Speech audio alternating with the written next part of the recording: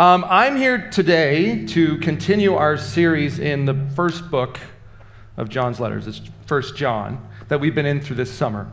And I'm echoing a little bit, so I'm sorry about the volume. I'm excited this morning because we're going to talk about your favorite subject, fear. How does that sound, right? I don't know about you, but I am one of those people who kind of feels like I'm in trouble all the time. Does anybody else know what that's like?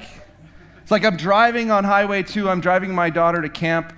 This is a couple years ago. And I'm driving, and I think I'm doing all the right things. I am going a little over the speed limit. Let's be honest. If you drive the speed limit on Highway 2, there's something wrong with you. And I'm driving, and all of a sudden I see lights behind me. And they're not like the happy lights.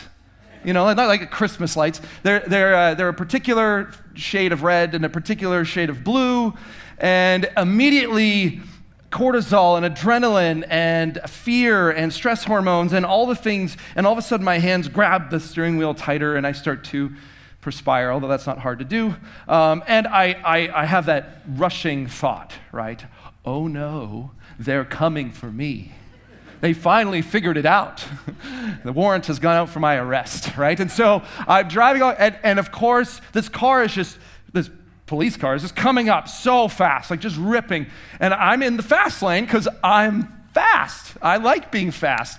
And so I slow down. How many of you have ever been in that moment and you slow down slowly? Like, it's not like you just jam the brakes on because that's too obvious. So you slow down. You just gently take your foot off the gas pedal. And I shift over into the slow lane, and I'm just waiting for that dreaded moment where you know the police car is going to pull in behind you. And in a moment that I would describe as almost as miraculous as the virgin birth, the police car, goes past me. Yes. Yes. Gratitude. Anybody else relate to that? Yes, A-type personalities, you know what I'm talking about, where I think some of us, and maybe you're a little bit like this, like there's almost this voice in your head that goes, you're in trouble, and somebody's gonna get you in trouble today. You just gotta figure out what the trouble is today, and it's kind of a state of constant, basic paranoia. And I think actually what's interesting is when I look at my life, I actually notice that thread through a lot of my interactions, a lot of the moments in my life. It's there all the time. I'm a firstborn. Anybody else firstborns? Yeah, and maybe you're like this. I don't know if it's the firstborn thing. I think middle kids are like, whatever, I don't care, right? But firstborns, we're scared all the time because we know we've done something wrong at some point during the day. And so if this is a state that you might find yourself in, this message hopefully is for you. Now, we've been in this series in John's letter, the first of John's letter, and in church and in this letter, we talk a lot about love. There's a lot of mentions of the word love. In fact, John uses the word love 46 times in this book, and in the text we're about to read together that I have been graciously asked to preach on, is the word love is used 27 of those 46 times. So you're about to hear love a lot, okay? And so if you have a Bible or you want to follow along on your phone, we're going to throw it up on the screen as well. We're going to start in this passage. It's 1 John chapter 4, verses 7, and we're going to read all the way to 21 this morning. So here we go. Dear friends, I love that. Dear friends, let us love each other, because love is from God, and everyone who loves is born from God and knows God. The person who does not love does not know God, because God is love. This is how the love of God is revealed to us. God has sent his only Son into the world so that we can live through him. This is love. It is not that we love God, but that he loved us and sent his Son as a sacrifice that deals with our sin. We'll stop there. So the world talks a lot about love. I think if you turn on the radio, which no one listens to anymore, or you go to Apple Music or whatever Spotify streaming service you use, and you listen to a song, you're going to hear a song about love. All you need is love. What's love got to do with it? Right? I could just list song titles and lyrics for hours. Love is everywhere. I feel it in my fingers, I feel it in my toes. Love is all around me, right? Love is a subject that we love to talk about. And the word love is an interesting word, too, because I talk about this when we do weddings or I marry people. We use the same word love to describe our affection for a person we love, like my wife. I love my wife. But I also use the same word to describe how I feel towards pizza. And they're not, I don't know, if you love pizza as much as you love your spouse, you probably should go to therapy. But there's like a level of strangeness that we use this word love in so many different contexts, and it means a lot of different things. And I love that John in this text, right away, he defines it for us. He says, I know there's lots of ways you can understand what love is, but let me just define it, just very clearly. This is what love is. You can know what love is if you know who Jesus is. You can know what love looks like if you know who Jesus is and what he's done. And can we pause for a moment? And I know this is something we hear a lot in church, but actually, I think some of you in the room right now need to remember this, because I need to remember this. No matter what happened this week, how much money you have, how much debt you have, if you were a jerk to yourself or to your family, if you were what you were thinking about last night, God is chasing you. He is after you. He is pursuing you. Yes, you. It doesn't matter where you're at. He is a God who comes after us. That is the nature of what love looks like. Love looks like sacrifice. And the ultimate example of God's love for you is right behind me. We stick it up there for a reason, because it is a symbol that God would love so ferociously you, right where you are right now, that he would die for you. And I think because we talk about it so often, we lose the gravity of what that actually means. He loves you so much in your fear, your hopes, your doubt, your pain, your dreams, that he literally died for you. He did it for you, not someone else. You. Like, there's a lot of people in this room who would not die for you.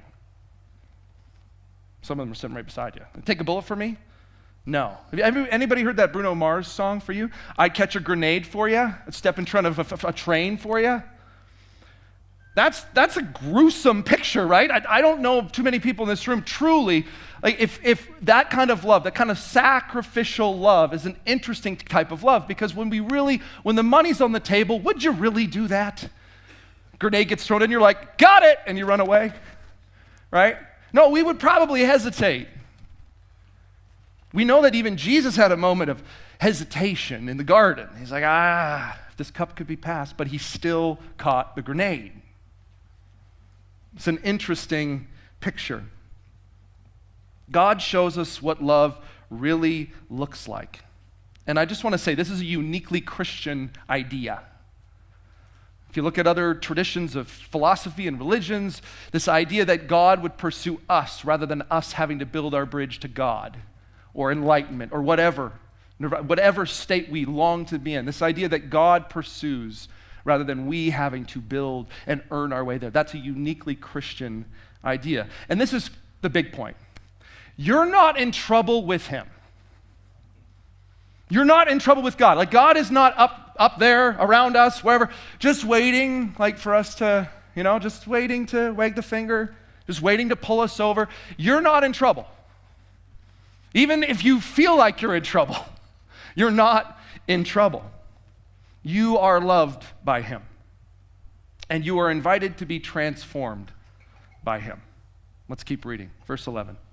Dear friends, if God loved us this way, we also ought to love each other. Seems sensible. No one has ever seen God. If we love each other, God remains in us, and his love is made perfect in us.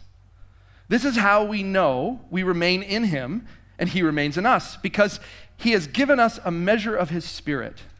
And we have seen and testified that the Father has sent the Son to be the Savior of the world. If any of us confess that Jesus is God's Son, God remains in us, and we remain in God. We have known and have believed the love that God has for us. God is love, and those who remain in love remain in God, and God remains in them. I'll say that one more time. And those who remain in love remain in God, and God remains in them. This is how love has been perfected in us, so that we will have confidence on the judgment day, because we are exactly the same as God as in the world. John is showing us two very critical things here. That love is not something you have or don't have. It's a habit or a practice that you work on. Love is not this thing you have or don't have. It's a practice. It's an action. It's not something that you feel, although there are some parts of what love feels like, and we would describe that. But if you've been in any sort of long-term friendship or committed relationship, you know that to love is to suffer. It's to suffer. And actually the word passion, which we usually use in place of the word love, if you look it up, actually means to suffer. It's the passion of the Christ. And that movie's about the crucifixion, so it doesn't really make sense. If you think passion is a shallow word for feeling or love, it is to suffer, to truly suffer. Love is to suffer, to action, to care, to practice a way of being with each other. Love is a practice, it is not a state. It's a practice and not a state. And our experience of God's love and the love others and loving others are not split things. So your relationship and your love with God and your love with other people in this room, outside this room, are not mutually exclusive. In fact, John is making the point that you cannot have a healthy relationship with God and an unhealthy relationship with people, which is a bit of a weight. I feel that, like, oh wow, it feels like leg day. Going to the gym, it's like, oh, that hurts. Because when I look at the state of my relationships with others, not everything's great. Not everything's fantastic. Sometimes I don't love people all that well. And John is saying, hey, if you want love to be perfected in your relationship with God, your relationship with others are mere images of those things. They're not exclusive of each other. We love others as we stay rooted in God's love for us. And then the question is, well, how do you do that? How do you stay rooted in God's love for you? Another way of saying that is if we continue to remember Jesus, who Jesus is, and that Jesus is God, and that he sacrificed himself for you. If you remember and confess that, that's what John is saying, our feelings won't dictate who we become. Not us, not our feelings, not our circumstances, not our possessions or position, not our intellect. Love becomes calibrated properly when you remember what God did for you. And it is so easy to go to church on a Sunday and then wake up on Monday and forget that God sacrificed himself for you.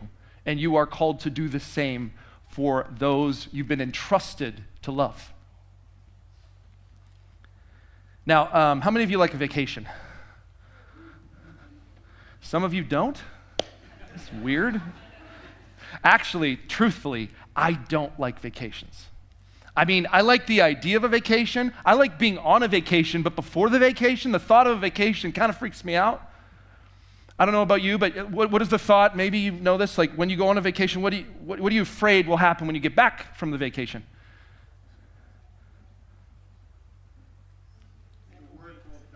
Your work will double. Or triple, or quadruple, or quintuple, or exponentially go up to the sky until you're under. How many emails usually come back to when you are on vacation, right? A lot. And so what's interesting is vacation, although they're very attractive things, they fill me with a level of fear. So I don't take them usually. Because I just got to keep it going. I got to keep it going because if I stop, the world will stop. Because I'm that important. And it feels really good to be that important, so I can't stop. And if you tell me to stop, how dare you? I'm important. I need the world to keep spinning. What's interesting about the idea of Sabbath or one day a week is it's actually an idea of practicing this notion that the world will continue to spin when you stop. And it's kind of a subtle reminder that you're not God, even though it feels like you're God. And it's strange. I went on a vacation. I just got back from a vacation a week ago. It was a wonderful time. Felt refreshed. Everyone was like, you're so much nicer. Like, how mean was I, right? Like, because I took a little bit of time off, and what's wild is nothing burned down. In fact, people were saying, we're so thankful you took some time away. Which is interesting. See, I think if you're like me, if you're like an A-type person, you just, if I stop, it's all going to fail. It's all going to fail. It's all going to fail. What does that really sound like? Fear. That sounds like fear. It sounds like this belief that God isn't God, I'm God. And if we stop and we rest, if we actually do that, if we practice that, we begin to confess that God is God and we're not. And that's why God calls us to do it. Because it's easy to think that you're really, really important, because I do all the time. Verse 18. This is the verse right here.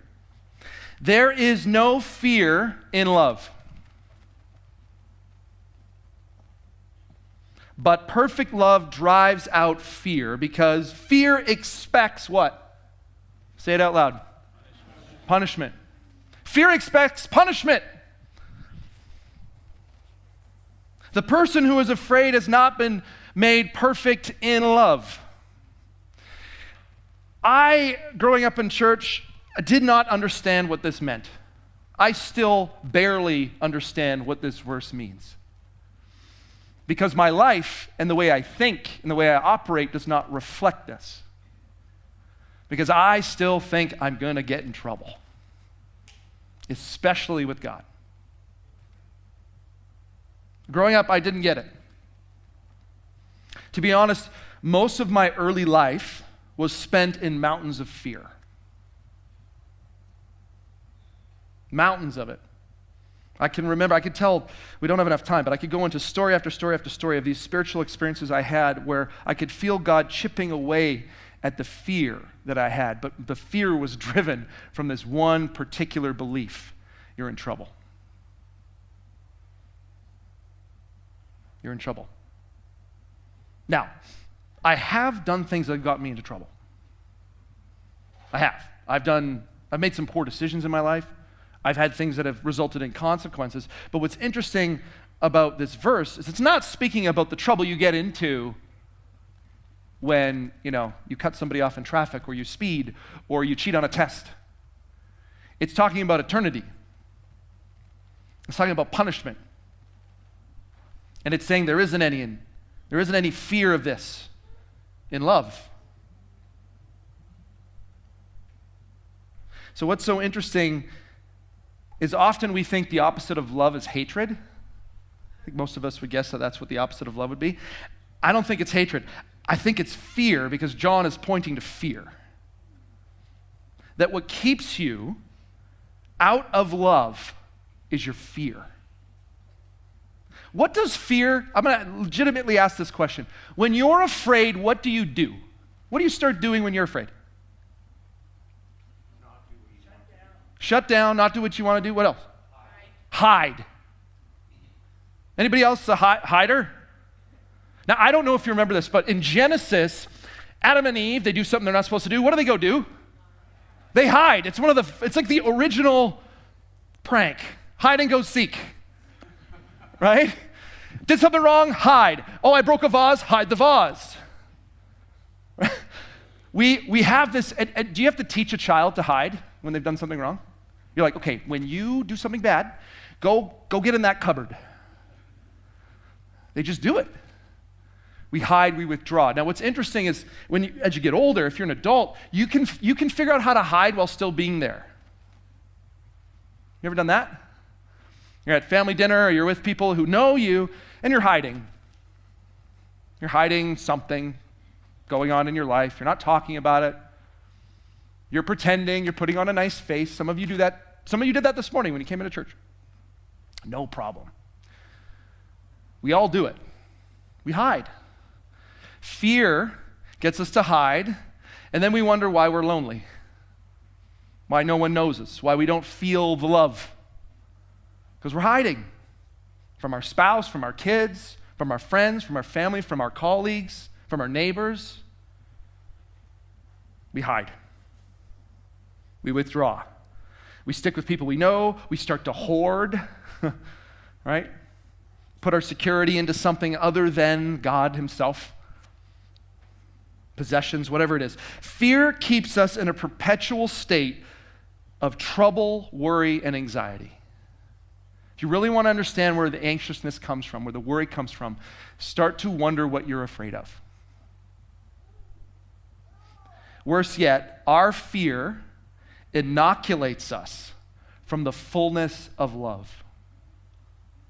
Our fear inoculates us from the fullness of love. There are a few things I am actually very cool to have fear of, just so we're clear. It's like certain context fear is great. Like I don't want to explore the fullness of love with a great white shark.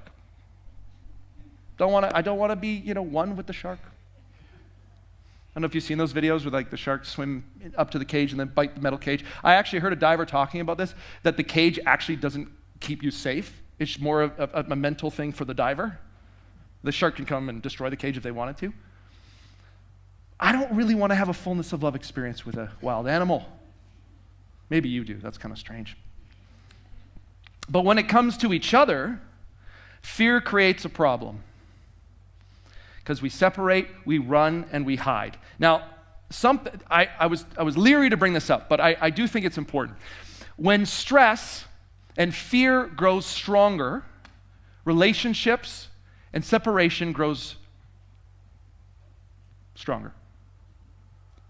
And nowhere was that more evident to me than during COVID, where we literally had to separate from each other.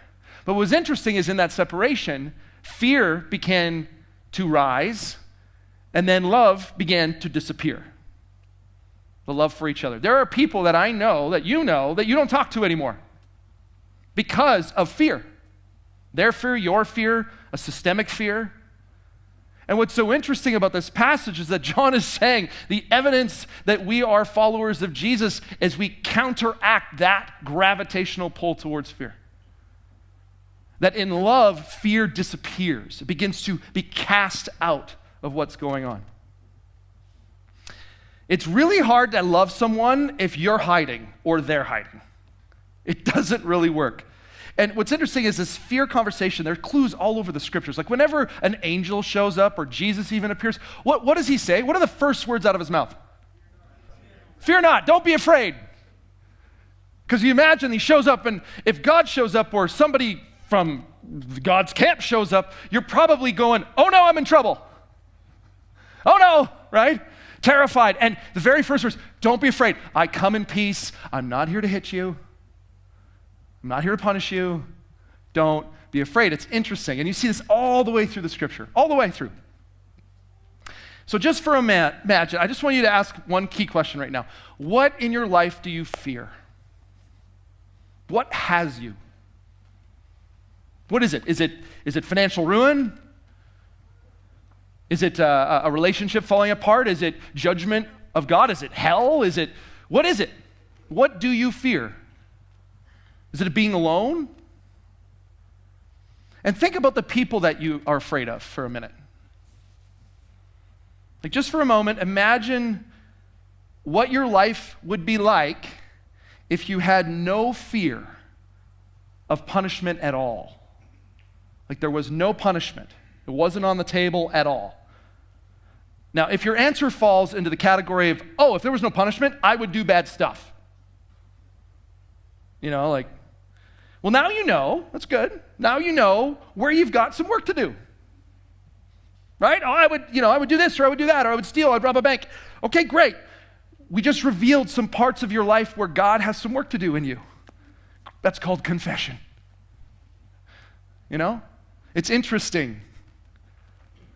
When we slow down, there's actually parts of our life that are waiting to encounter the Jesus' love and transformation and forgiveness in the things that we're afraid to be punished for.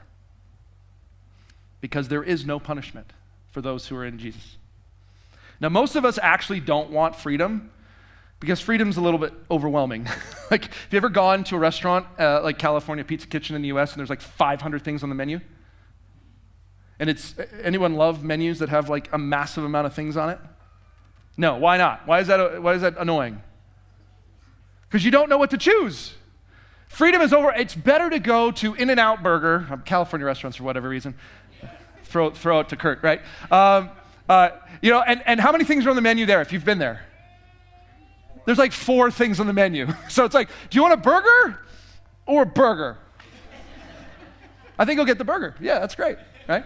The choices are simple, and sometimes that's what freedom is so interesting. When you think about freedom, it gives us this plethora of options, and that can be really overwhelming. So I think sometimes we'd rather just tell me what I'm going to get in trouble for. Just tell me what to order, and I'll spend the rest of my life avoiding those bad things. And yes, if you live your life that way, just give me the checklist, right? You'll avoid some landmines for sure, but you'll never garden.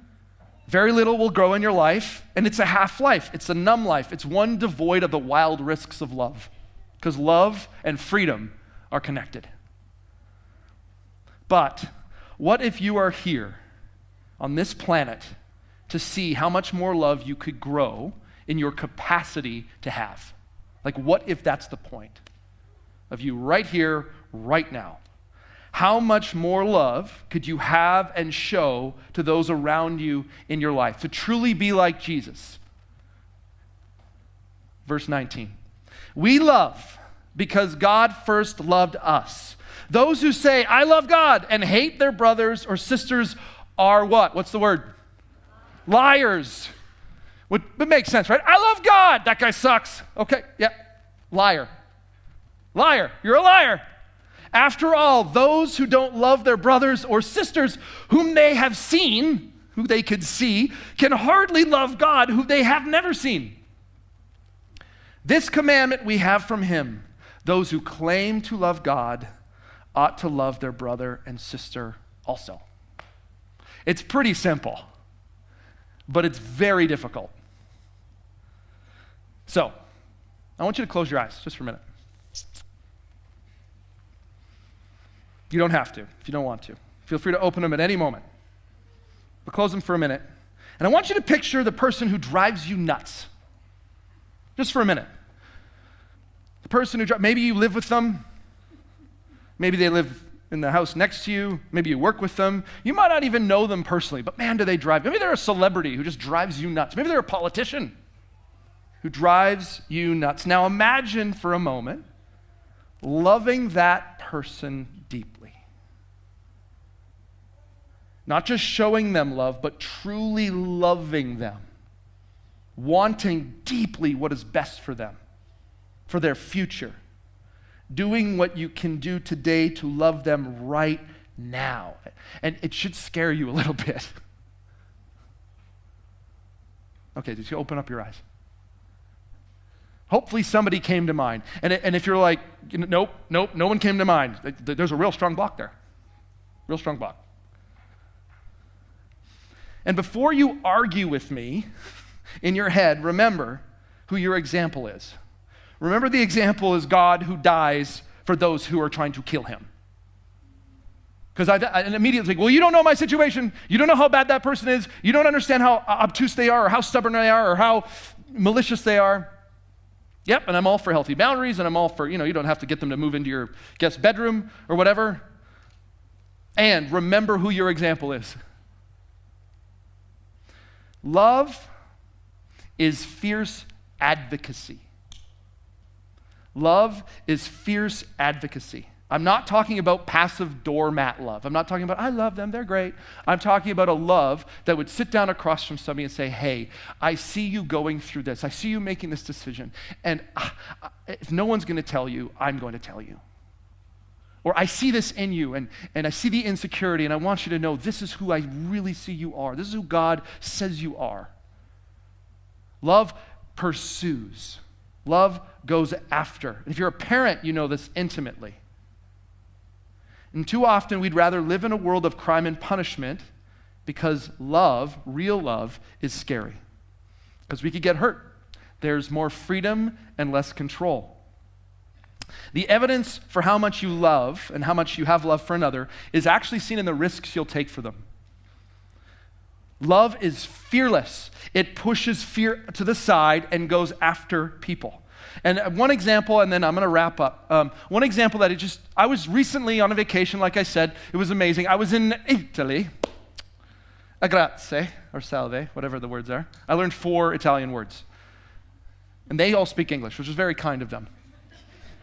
It was great. They learned a lot more of my language than I learned. They're more loving than I am, to be honest, in that case. So we went to Rome for 24 hours. We were in between cities, and we were in Rome, and so we walked around like crazy people in 40-degree heat and saw the Colosseum and kind of walked past, took a picture, kept going, right? Saw the Forum. We went to all these places in Rome, and it was weird to walk in places where the Apostle Paul was. It's kind of like, this is a real place. This is crazy. During the Roman Empire, some of you know these stories, but there were plagues that would break out in early Christendom during the Roman Empire. And people would get sick, and everyday citizens would leave. They would abandon the cities, and they would leave the sick to die because they didn't want to get sick. And Christians didn't.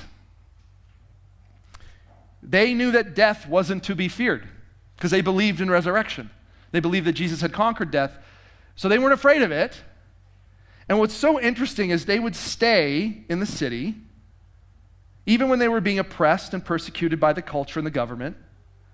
They didn't run, they loved. They stayed, they cared for the sick so much that actually, if you look at the statistics of the cities, where the death, they would track them, how many people died. The statistics were actually altered in cities where Christians were present. And it's believed that that's one of the reasons why Rome became eventually a Christian environment, a dominant Christian environment, because the Christians, their love was so clearly on display that it actually affected the death rate. Imagine a church now that practices what we've been doing for thousands of years, that continues on in the great tradition of Jesus' love for each other. Imagine if we confessed to each other those who we're afraid of or resentful of and committed to the labor of love, the work of love, by advocating for them. Like, what are we ultimately here to do this morning? Then remember who we actually are. We are loved by God so that we could love each other and those outside of this building. So, 2 simple things you can do. And I'm going to invite the band back up. 2 simple things. Let's throw that slide up, Courtney. Thanks. Let's start really simply. Practice love. Just do that. Pray for a person you don't want to. Do that for a week.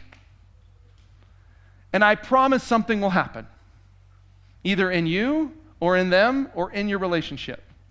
And if you don't know who to pray for, just ask somebody who's like a friend of yours about who you complain about. Because you all do it. We all do it, right? Number 2 on that one, advocate for somebody in your life. Take a risk by sharing something with someone. There are people in your world right now who are desperate to hear a kind word, to be seen. There are people in your circle right now who are making choices that you're like, man, if they keep going down that road, it's not going to lead to good things. In love, tell them. Don't scold them. Don't punish them, because there is no punishment in love. Punishment is already taken care of. And then the third thing I have on here is confront fear. This is a big one. Where are you fearful in your life? And it's not enough just to recognize it. Confess it. Confess it to somebody in this room. Confess it to somebody who follows Jesus, who understands that there is something that conquers fear, death, destruction, all of it, greater than anything you could be afraid of. Let me pray. God, thank you that perfect love casts out fear. And I pray for all of the people in the room right now and the people who are part of our community at Brentview and the churches in Calgary right now. There is so much fear and anxiety and worry that permeates into our minds. Moment by moment, will I have enough? Will this go well? Will I have a job? All the fears, and they're real fears, God, and I just pray for those of us who feel trapped by fear. Allow us to confess those things and remember that you are the God of the universe and not that thing. Thank you for your sacrificial, pursuing love.